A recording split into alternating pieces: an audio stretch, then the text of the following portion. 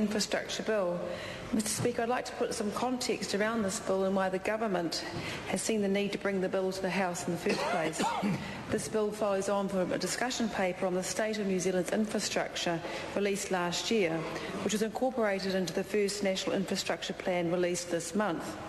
It was abundantly clear from the stocktake of key infrastructure issues and challenges last year that the government had to get New Zealand infrastructure right, which means improving the quality of our roads, ensuring our electricity grid is up to speed, and increasing our broadband speeds.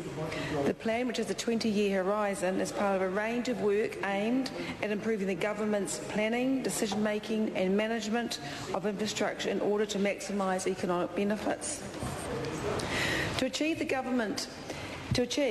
the government is investing almost twice as much over the next few years than was planned by the previous government.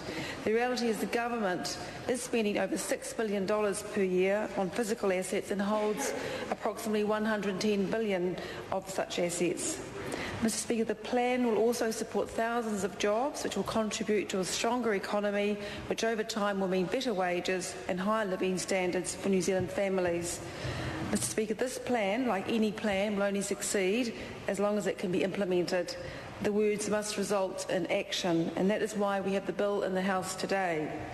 This bill is an omnibus bill and will make substantive amendments to a number of acts and with the repeal of one act.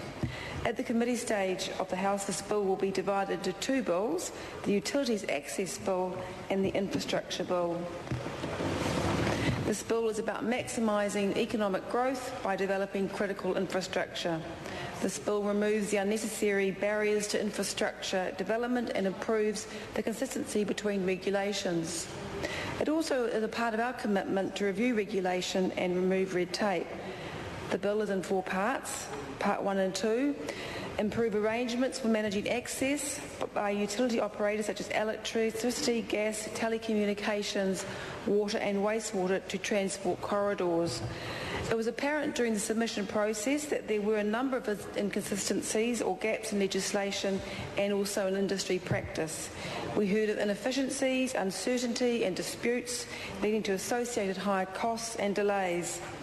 Mr Speaker, Part 1 will clarify and improve the arrangements for managing access by utility operators to various transport corridors such as roads, railways and motorways. Importantly, Part 1 establishes a framework for a national code of practice governing how utility operators and corridor managers coordinate their activities. There is no requirement to have a code in force. However, if there is no code suitable for approval and the Minister identifies a need for one, he or she may make regulations in place of a code.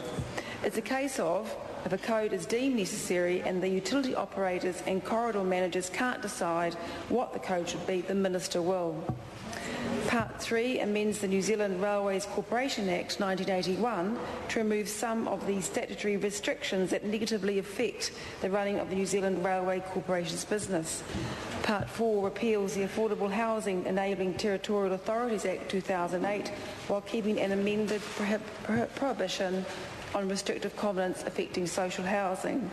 The repeal of this Act is on the basis that there was the view that the Act was counterproductive and likely to reduce supply of affordable housing, and local authorities have also been critical that the Act was complex, costly and overly prescriptive. I'm sure, Mr Speaker, that these parts will be hotly debated in the committee stages. I commend this bill to the House.